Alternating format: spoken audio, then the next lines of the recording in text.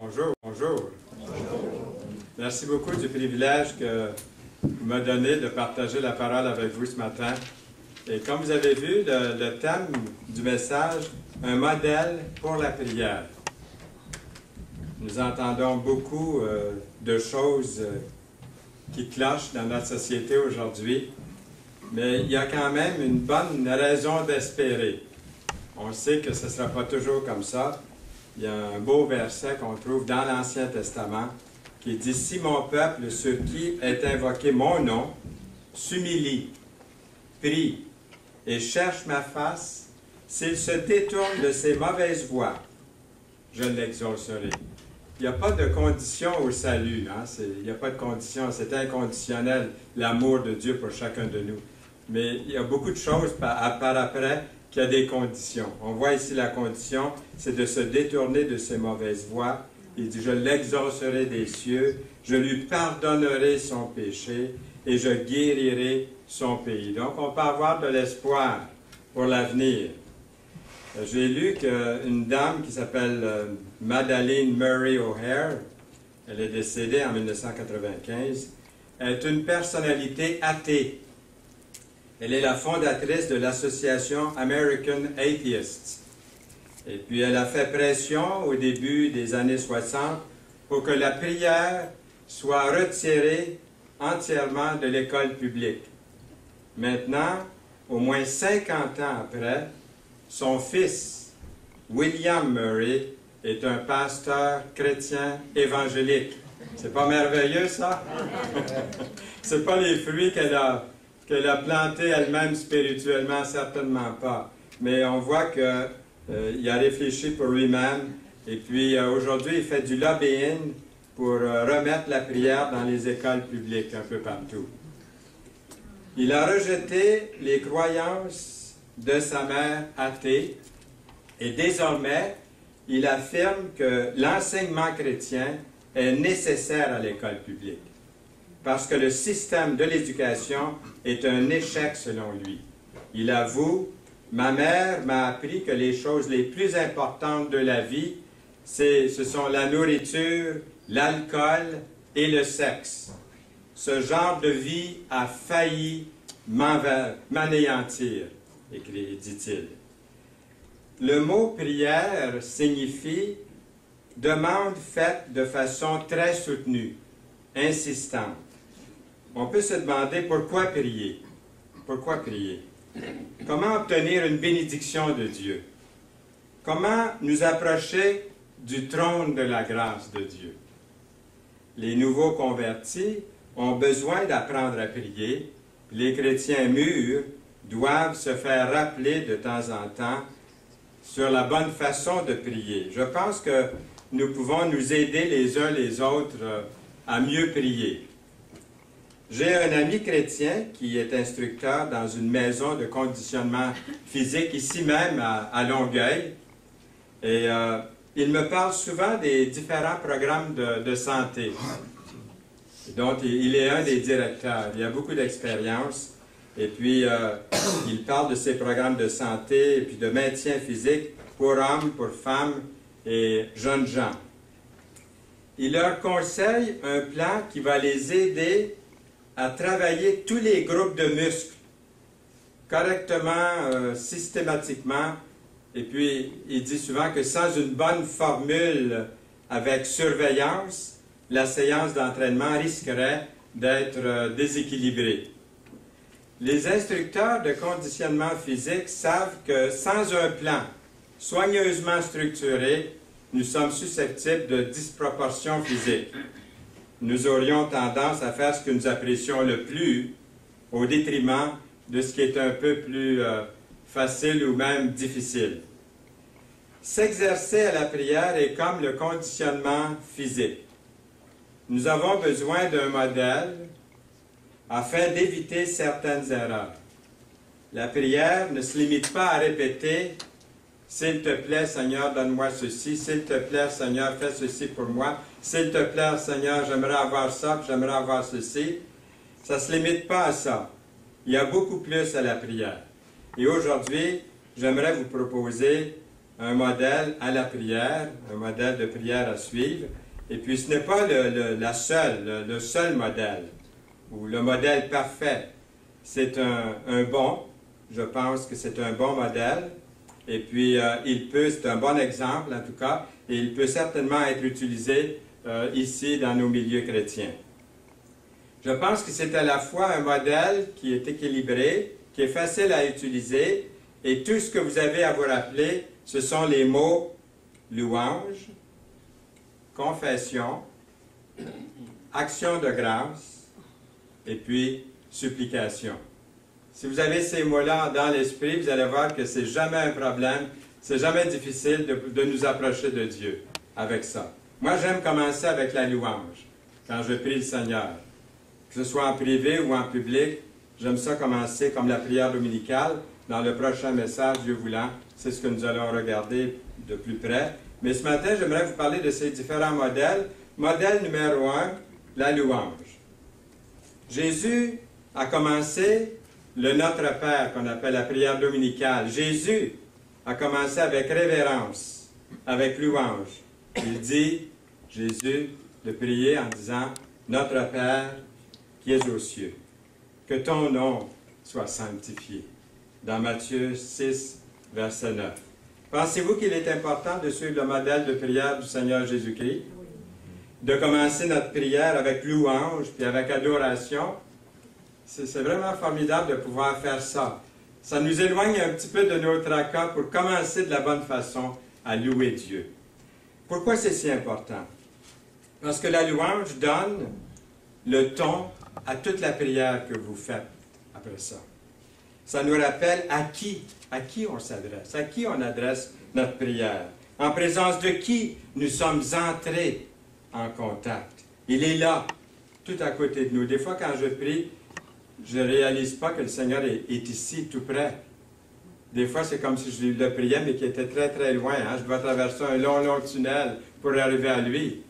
Mais non, il est là, il est présent lorsqu'on prie au nom du Seigneur Jésus. Et souvent, nos problèmes et nos besoins personnels semblent si pressants que nous réduisons notre liste de prières à seulement une liste de faveurs à lui demander comme s'il était le Père Noël. On prend Dieu comme le Père Noël. Hein? Donne-moi ci, fais-moi ça, fais ci, fais ça. Quand nous commençons notre prière avec louange, nous avons à ralentir un petit peu, puis à nous concentrer. On concentre notre attention sur lui, sur Dieu. Lorsque vous passez quelques minutes à louer Dieu pour ce qu'il est, votre esprit s'adoucit.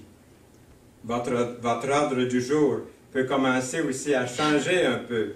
Les demandes intenses que vous vous proposiez de faire souvent, soudainement, vous semblent moins cruciales après avoir passé un moment de louange dans sa présence. Dieu, n'est-ce pas, est digne de louange. Il est Dieu qui nous aime, il nous a donné son Fils comme moyen de salut. Dieu est omnipotent, omniscient, omniprésent. Il veille sur nous. Ce Dieu est vraiment digne de notre louange. Comment l'adorer? Comment adorer Dieu? Quoi de mieux que de faire une liste de ses attributs? J'ai ici une liste de 52 noms qu'on retrouve dans la Bible même. Des noms qui sont adressés quand on s'adresse à Dieu. Tous les passages sont là. Vous êtes capable de les lire, hein, d'où vous êtes assis, là? C'est tellement facile à lire. Mais si jamais vous aimeriez avoir cette liste, je peux vous faire des copies et puis vous la donner personnellement. Mais ça, c'est une liste de 52 noms qui sont tirés directement des textes bibliques.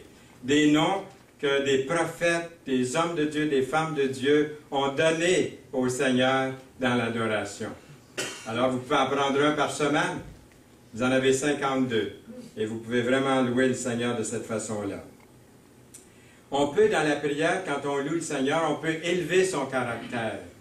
On pense au caractère de Dieu. On pense à sa personnalité. On le loue de cette façon-là. Vous pouvez louer Dieu aussi de sa fidélité, de sa grande fidélité, de ses grâces, hein, des dons, des grâces, des faveurs gratuites comme ça qu'il nous accorde, de sa miséricorde, de sa sainteté, de sa puissance, de son amour, ses soins envers vous, sa générosité.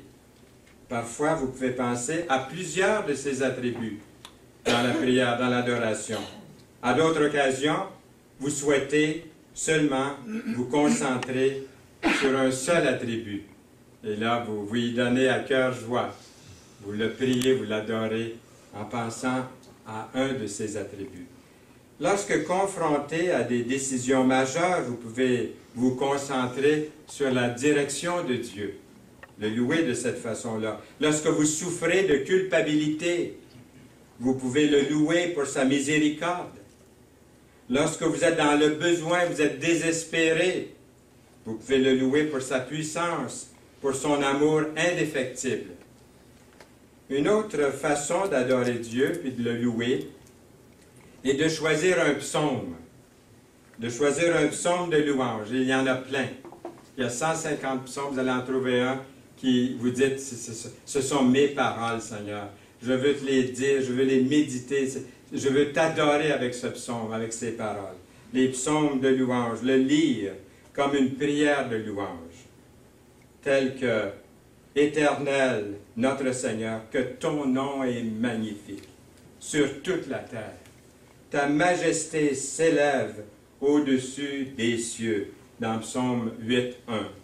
Encore dans le Psaume 8, verset 3. « Quand je contemple les cieux, ouvrage de tes mains, la lune et les étoiles que tu as créées. » Toujours dans le même chapitre au verset 9. « Éternel, notre Seigneur, que ton nom est magnifique sur toute la terre. » Et au chapitre suivant, chapitre 9 des Psaumes, au verset 1 et 2, « Je louerai l'Éternel de tout mon cœur, je raconterai toutes tes merveilles, je ferai de toi le sujet de ma joie et de mon allégresse, je chanterai ton nom, Dieu Tout-Puissant. » Là, vous pouvez louer Dieu, vous pouvez l'adorer, vous pouvez le bénir. Je n'ai pas les paroles quelquefois, mais j'ouvre les psaumes et je lis un beau psaume.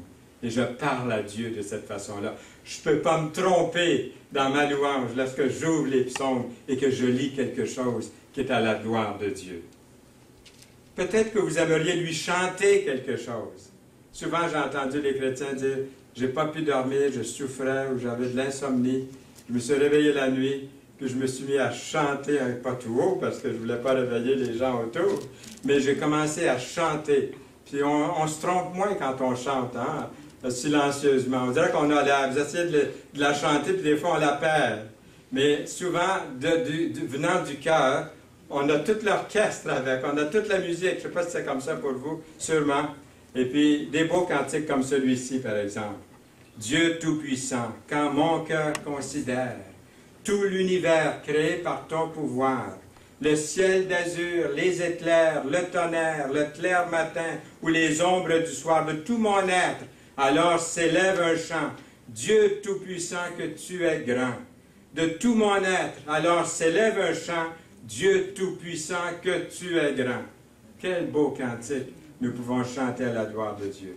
Modèle numéro 2, la confession. Nous lisons dans la parole, celui qui cache ses transgressions, qui les cache, ne prospère point, mais celui qui les avoue. Le jour où on vient au Seigneur pour naître de nouveau, c'est ça qu'on fait, n'est-ce pas? On avoue ses péchés, on avoue qu'on est pécheur, on avoue qu'on est perdu en soi-même, mais que lui peut faire tout pour nous. Celui qui cache ses transgressions ne prospère point, mais celui qui les avoue et les délaisse obtient miséricorde. Proverbe 28, verset 13. Dans Ésaïe 59, verset 2, « Mais ce sont vos crimes qui mettent une séparation entre vous et votre Dieu. Ce sont vos péchés qui vous cachent sa face et l'empêchent de vous écouter. » Je me rappelle toujours quand notre fille avait 9 ans, Nicole, celle qui est décédée à l'âge de 24 ans. Elle a eu une méningo-coccymiale, une méningite très très sévère à l'âge de 9 ans. Et puis un garçon, je pense, qui s'appelle Frédéric, qui est venu me trouver. Il n'avait pas accepté Jésus comme son sauveur, puis il voyait à tous les jours des jeunes qui s'avançaient, qui acceptaient Jésus comme leur sauveur au camp. Et puis il est venu me trouver, puis il m'a dit, « Monsieur Saint-Louis, j'aime beaucoup votre fille, j'aime beaucoup Nicole. » Elle avait 9 ans, et lui avait peut-être ça, 10 ans. Puis il dit, « J'aimerais prier pour elle, Mais je sais, il avait entendu de ce verset qui dit, celui qui cache, celui qui n'avoue pas ses péchés, hein, ses crimes, ils mettent une séparation entre Dieu et vous. Il dit, mes péchés mettent une séparation. Il dit, je voudrais que Dieu m'exauce. Je voudrais prier pour la guérison de Nicole. Alors j'ai prié avec lui, j'ai dit, est-ce que tu crois en Dieu? Il dit oui. J'ai dit, est-ce que tu crois que Dieu est venu dans la personne de son Fils Jésus mourir sur la croix? Il dit oui. J'ai dit, est-ce que tu crois lorsqu'il est mort sur la croix et qu'il a versé son sang, que c'était pour toi personnellement, que tu es perdu et sans le sang de Christ, tu es perdu pour l'éternité. Mais si tu reçois Jésus comme ton sauveur, tu vas être sauvé pour l'éternité. Est-ce que tu veux croire ça? Il dit oui, j'aimerais croire ça. J'ai dit, est-ce que tu veux lui demander? Il dit oui, je vais lui demander. C'est ça le salut. Il est né de nouveau à cet instant-là. Si vous recevez Jésus d'une façon sincère et sérieuse, comme ce garçon l'a fait, vous êtes né de nouveau. Il n'y a pas d'autre chemin. Ce n'est pas à condition que vous faites partie du groupe biblique de la Rive-Sud. Ce n'est pas question que vous veniez à l'église à tous les dimanches. Il n'y a aucune condition. Le salut est inconditionnel. Après, il y aura des fruits. Mais ça regarde le Seigneur et vous. Mais la chose la plus importante pour lui, Frédéric, c'était de venir au Seigneur Jésus-Christ. Il a commencé à prier. 2 jours après, on se rend à l'hôpital. Notre fille part du bout du corridor en courant. Elle nous saute dans les bras. Je suis arrivé au camp. Qu'est-ce que vous pensez que j'ai dit à Frédéric? Le Seigneur a répondu à ta prière, Frédéric! Mais c'est souvent ça. Ça, c'est une illustration, une histoire vraie. Mais c'est ça qui bloque, qui nous bloque l'entrée auprès de Dieu. Il faut passer par la porte. Jésus dit, je suis la porte, je suis le chemin, je suis la vérité. C'est ce que Jésus a dit, je suis la vie. Nous passons par Jésus. Publiquement, il arrive que nous entendions prier, « Seigneur, pardonne-moi tous mes péchés, mes nombreux péchés. » Et c'est correct.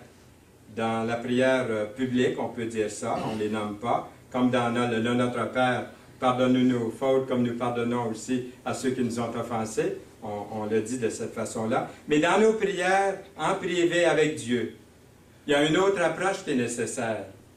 On ne peut pas lancer tous nos péchés dans une pile et dire, Seigneur, là, prends soin de la pile de péchés que je t'ai lancée là. Cette approche à la confession est en quelque sorte vouloir s'esquiver face aux péchés. Il faut les nommer, les péchés. Et ça fait toute une différence. Quand vous avouez les péchés un par un et que vous les appelez par leur nom, c'est une autre paire de manches.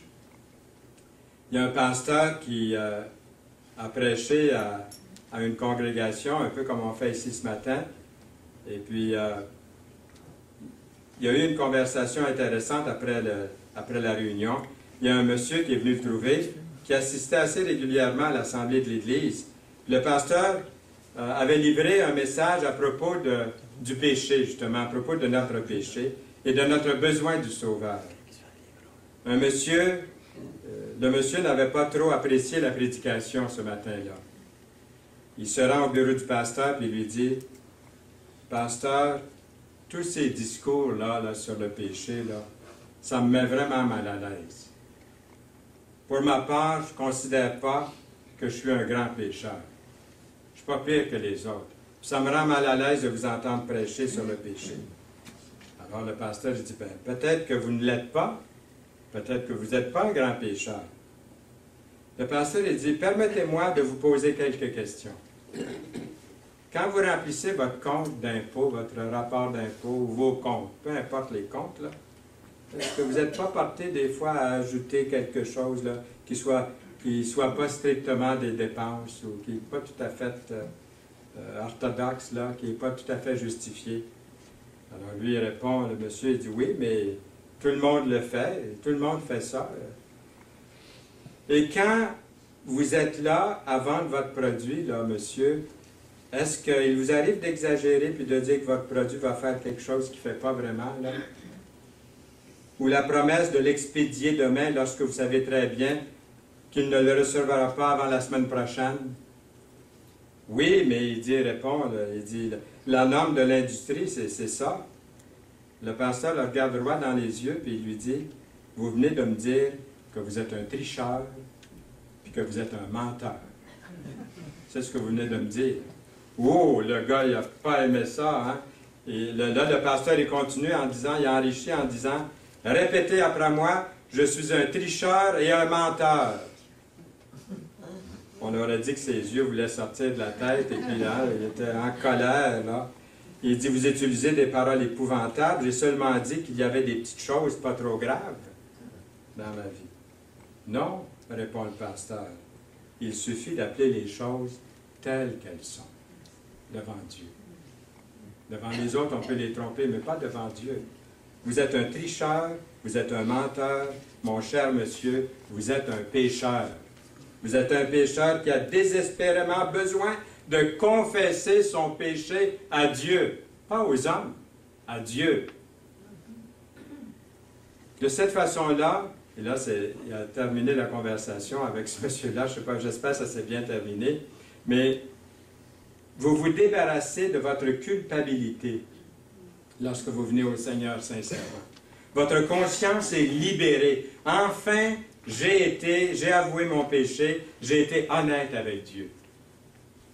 Deuxièmement, vous faites l'expérience de la paix avec vous-même, une grande paix avec vous-même et aussi avec Dieu. Vous découvrez que Dieu a une nature qui pardonne à ceux et celles qui se reconnaissent pécheurs.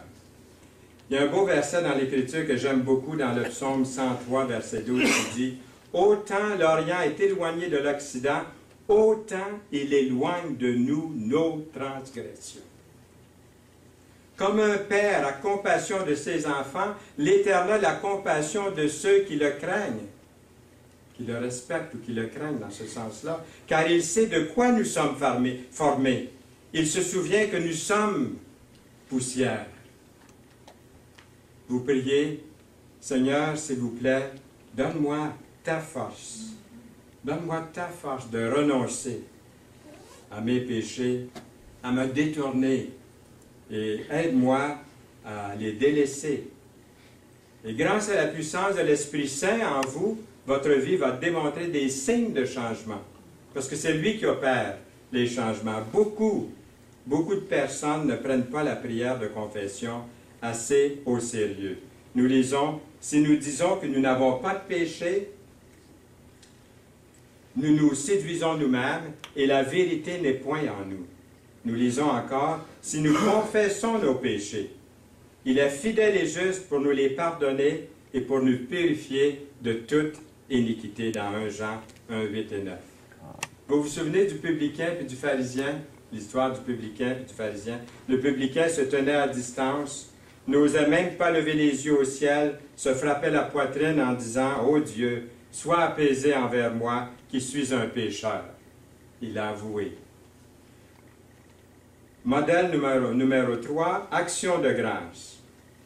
Ça, j'aime beaucoup ce modèle d'action de grâce. Le psaume 103, encore une fois, le verset 2 déclare « Mon âme bénit l'Éternel et n'oublie aucun de ses bienfaits. » C'est lui qui pardonne toutes tes iniquités, qui guérit toutes tes maladies. C'est lui qui délivre ta vie de la fausse, qui te couronne de bonté et de miséricorde.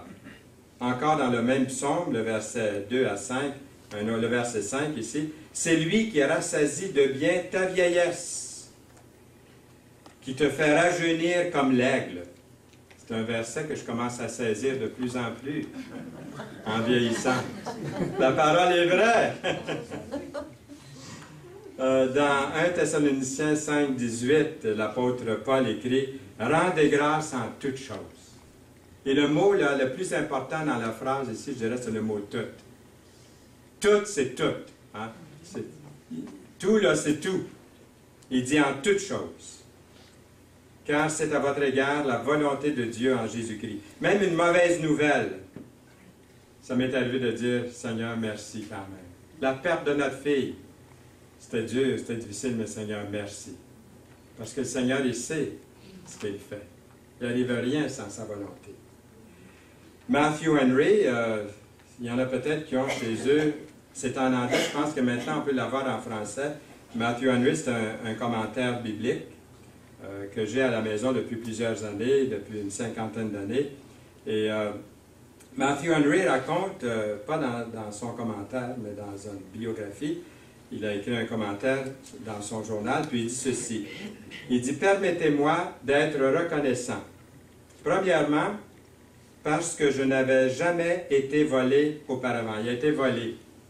Il s'est fait voler toutes ses affaires. Alors il dit, il remercie le Seigneur qui n'avait jamais été volé auparavant. Une bonne façon de voir la chose. Il dit, deuxièmement, parce que même s'ils ont pris mon porte-monnaie, ils n'ont pas pris ma vie.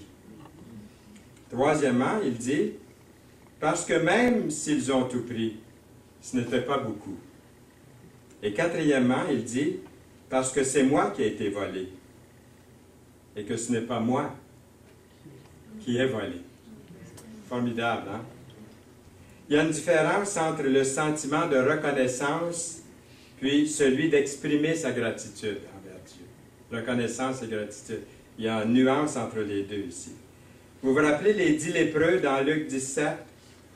Nous lisons que Jésus avait guéri 10 hommes pourtant, des lépreux. C'est une maladie terrible. Et qui chacun d'eux avait la lèpre, une lèpre épouvantable. Et combien de ces 10 hommes, pensez-vous, ont éprouvé une forme de gratitude après avoir été complètement guéris de leur maladie? Je dirais que tous, sans exception, ils ont été remplis de gratitude. Sans exception. Les 10 devraient se sentir très reconnaissants, mais combien reviennent à Jésus pour lui dire merci? Un seul. Un seul. Un seul. Jésus a ressenti une grande déception. Vous lirez le contexte. Il a ressenti une grande déception par les 9 autres, qui, bien que reconnaissants d'avoir été guéris, ne prennent pas le temps et l'effort de l'exprimer avec une gratitude, avec des remerciements. Comme il est important d'exprimer toute notre gratitude. Il y a un beau cantique qui s'appelle « Dans J'aime l'Éternel » que vous avez, j'en ai vu, il y en a une copie autour qui traîne, si vous vous souvenez de la couverture. J'aime l'Éternel est rempli de beaux cantiques à la gloire de Dieu. Et puis, il y a certains cantiques dans J'aime l'Éternel qui ont été traduits par André Crouch. Est-ce qu'il y en a qui connaissent André Crouch, qui l'ont déjà entendu? Oui, plusieurs ici. Alors, vous allez voir dans le cantique J'aime l'Éternel, des cantiques qui ont été traduits dans plusieurs langues. Il a été en bénédiction à beaucoup de personnes. J'aimerais vous faire entendre un extrait. Quand on était toute la famille ensemble, les 5, on allait faire du camping, comme je vous ai déjà dit, puis en route, on écoutait des cassettes d'Andrew Crouch. Puis on était bénis surtout par un des chants qui nous parle des 10 lépreux, puis qu'un seul est revenu. Est-ce que vous aimeriez en entendre un petit bout? Oui. Puis même un autre petit bout après ça? Oui. Ça va durer 2 minutes.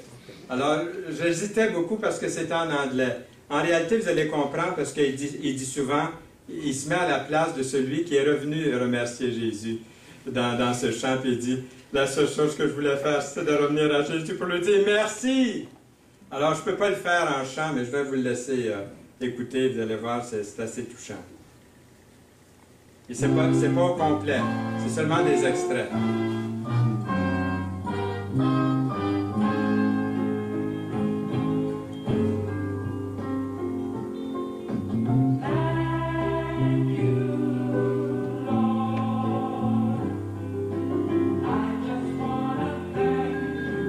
I just want to take a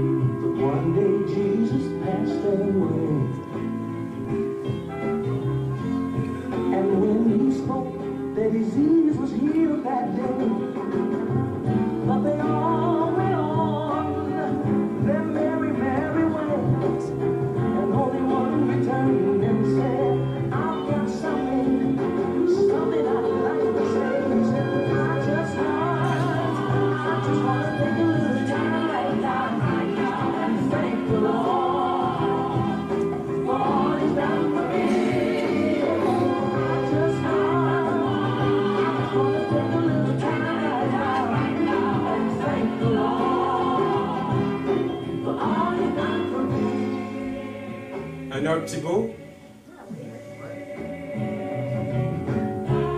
Lord, I don't want to be guilty of being like the night that went on their way without thanking you. But I want to be like the one who returned. I can see him now as he pressed his heart to the ground with tears of joy in his eyes. And he began to say, thank you, Lord. Woo, thank you, Lord. Thank you, Lord. Hein? Merci, Seigneur. Thank you, Lord. Thank you. Est-ce que vous êtes celui qui est revenu à Jésus pour lui dire merci? Merci de vous avoir sauvé. Est-ce que vous êtes cette personne-là qui revient à lui souvent pour le remercier, action de grâce? Chaque jour, vous pouvez remercier Dieu pour au moins 4 sortes de bénédictions que j'aimerais énumérer ici rapidement. Premièrement, la réponse à vos prières. Deuxièmement, les bénédictions spirituelles, comme la foi, le pardon, le fruit de l'esprit, sa présence, la présence de Dieu à l'œuvre dans votre vie. Troisièmement, les bénédictions relationnelles comme les amis, la famille. Et quatrièmement, les bénédictions matérielles que le Seigneur nous accorde. Presque tout dans la vie correspond à l'une de ces catégories. Il y a un cantique que nous avons chanté autrefois, c'était le numéro 208 dans les chants de victoire, qui dit « Compte les bienfaits de Dieu, mets-les tous devant tes yeux. Tu verras en adorant combien le nombre en est grand. » De remercier le Seigneur chaque jour peut nous empêcher de devenir cupides. Remercier Dieu avec aide le cœur d'une personne à être content, à être satisfait, à être heureux. À nouveau, le verset 2 du psaume 103, « Mon âme bénit l'Éternel et n'oublie aucun de ses bienfaits. » Psaume 103, verset 2. Modèle numéro 4. La supplication. On arrête trop vite de prier. On ne persévère pas assez longtemps. La supplication fait partie de la prière. Il faut insister. « Ah, le Seigneur ne m'a pas répondu. Ça fait 2 jours que je prie. » Mais des fois, peut-être, il faut prier 30 ans pour quelque chose. Il faut insister auprès du Seigneur. Et puis le Seigneur répond selon sa volonté.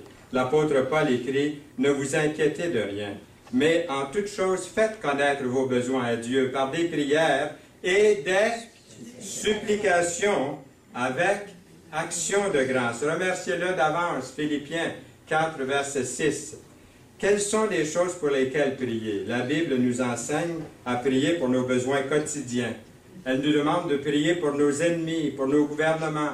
La Bible nous enseigne à prier face à la tentation, à prier pour l'envoi d'ouvriers dans la moisson, à prier pour les prédicateurs, pour les personnes responsables de l'Église, pour les enfants de Dieu. Prier que la volonté de Dieu s'accomplisse. On pourrait probablement classer toutes nos demandes en 4 catégories. Première catégorie, le ministère, les projets, les responsables de l'Église. Priez que pour que par notre ministère, Dieu attire les gens à lui, les sauve, qu'on puisse trouver la façon de dire les choses qui va être une bénédiction pour les autres, qui va les encourager, qui va les faire grandir, qui va les sauver, qui va remplir ce vide intérieur ou de leur éloignement de Dieu, qui va les rapprocher, qui va les empêcher d'aller en enfer, car l'enfer existe, que par notre prédication, notre ministère, nous puissions les atteindre. Deuxième catégorie, les gens, frères et sœurs dans le Seigneur, les malades, les amis qui demeurent indifférents à la parole de Dieu. Prions pour ceux qui ont besoin de nos prières de cette façon-là. Troisième catégorie, notre famille, notre mariage, nos enfants. Demandez au Seigneur de vous aider à être un bon mari, un bon père, une bonne épouse, une bonne mère. Demandez au Seigneur de vous aider dans les décisions concernant les finances, le rôle parental, le temps même des vacances, et ainsi de suite. Quatrième catégorie, priez pour que vos besoins personnels. Nous lisons dans la prière dominicale, « Donne-nous aujourd'hui notre pain quotidien », qui veut dire tous nos besoins, tous nos besoins personnels. On peut les mentionner dans Matthieu 6, verset 11, ce verset. Comment effectuer nos requêtes à Dieu? Bien, premièrement, prier au nom de Jésus. Dans Colossiens 3, 17, nous lisons « Et quoi que vous fassiez en parole ou en œuvre, faites tout au nom du Seigneur Jésus, en rendant par lui des actions de grâce à Dieu le Père. » Donc, c'est au nom de Jésus que nous prions. On parle à Dieu, mais au nom de Jésus-Christ. Deuxièmement, priez par la foi. Tout ce que vous demanderez avec foi, nous lisons, par la prière, vous le recevrez. Dans Matthieu 21, verset 22. Troisièmement, priez en conformité avec la volonté de Dieu. Nous lisons, nous avons auprès de lui cette assurance que si nous demandons quelque chose selon sa volonté, il nous écoute. Dans 1 Jean 5, 14. Et puis, j'ai écrit quelque chose, là, je me suis dit, bon, je me mets à la place, je parle pour moi-même, et je me mets un peu à la place des autres qui entendent le message. On pourrait prier quelque chose comme ceci. Seigneur, voici ce que j'ai vraiment à cœur de te demander ce matin ou aujourd'hui. Je ne sais pas si cette demande est légitime. Je ne sais pas si je dois prier pour cela, mais je soumets cette demande. Seigneur, si tu as d'autres plans, loin de moi la pensée d'aller contre ta volonté. Si ce que je te demande n'est pas la bonne chose, si ce n'est pas encore le temps, ou si je ne suis pas prêt à la recevoir, pas de problème. Je me soumets à ta volonté, Seigneur. Vous pouvez prier, Seigneur, tes voies sont plus élevées que mes voies. Et tes pensées sont beaucoup mieux que mes pensées. Nous lisons dans Isaïe 55, verset 9, « Autant les cieux sont élevés au-dessus de la terre, autant mes voix sont élevées au-dessus de vos voix, et mes pensées au-dessus de vos pensées. » Conclusion, voilà ce que je voulais vous recommander, ce modèle pour la prière. Ce n'est pas le seul, ce n'est pas le modèle parfait, mais je crois qu'il est bon, qu'il est simple, qu'il est assez bien équilibré. On se souvient des mots louange, confession, action de grâce, puis supplication. Suggestion, priez avec l'aide de vos... J'aimerais vous donner quelque chose de pratique. Si vous regardez votre main, vous levez votre main droite comme ça, vous allez voir que le pouce est le plus proche de vous. Donc, je vous donne quelques petites façons de prier, d'une façon concrète. Avant de prier, je lève la main, puis je regarde, et ce que je remarque mon pouce, mon pouce, et celui qui est plus près de moi. Il me fait penser de prier pour mes proches, mes enfants, ma famille, mes amis, mes voisins. L'autre doigt, mon index, c'est celui avec lequel je peux pointer. Il me fait penser de prier pour les personnes qui m'enseignent, comme les prédicateurs, les professeurs de la parole, et pour toute personne qui ont besoin de soutien, de sagesse pour nous instruire dans la voie que nous devons suivre. L'autre, celui du centre, le majeur, c'est le plus grand de mes doigts. Il me rappelle donc de prier pour nos dirigeants politiques, comme les premiers ministres du pays, de la province, les ministres, les députés, de toutes les autres personnes qui sont en fonction d'autorité. Ces fonctionnaires ont une immense responsabilité. Et le Seigneur nous demande de prier pour eux. Le doigt suivant, mon annulaire, c'est le doigt le plus faible de la main. Pour cette raison, il me rappelle de prier pour les personnes affligées, les malades et les personnes éprouvées. Je remercie Nicole qui... je remercie, ça m'arrive de tromper de nom, comme vous voyez. Je voulais dire Yolande. Nicole, c'est notre fille qui est avec le Seigneur maintenant. Mais je remercie Yolande qui a traduit ces choses-là de l'anglais. Et puis, elle voyait que je doutais un peu que l'annulaire était le doigt le plus faible. Puis elle m'a fait une démonstration. Je pense qu'il fallait qu'elle mette sa main à quelque part, puis d'essayer de lever le doigt, puis on ne peut pas le lever après une certaine hauteur. C'est un peu plus difficile. Donc, c'est le doigt le plus faible. Et puis, ce doigt-là nous parle de prier pour les malades. les affligés, ceux qui souffrent, sont seuls. Et puis, pour finir, mon petit doigt. C'est le plus petit des 5 et c'est celui qui me représente. Trouvez-vous qu'il me représente, le petit doigt? Celui qui vous représente aussi, votre petit doigt. Il vous représente aussi. La Bible nous rappelle les paroles de Samuel qui s'adressait à Saül. Lorsque tu étais petit à tes yeux, n'étais-tu pas devenu le chef des tribus d'Israël? Et l'Éternel ne t'a-t-il pas oint pour que tu sois roi sur Israël? Dans 1 Samuel 15, 17. Je termine donc ma prière en soumettant mes besoins personnels au Seigneur. Et j'ai risqué une prière ici. Vous pouvez faire la vôtre, vous avez la vôtre déjà peut-être, mais voici la prière que j'aimerais faire. Seigneur, nous louons ton saint nom. Tu es digne de louange. Tu es fidèle envers nous. Toi, le dispensateur de toutes bonnes choses.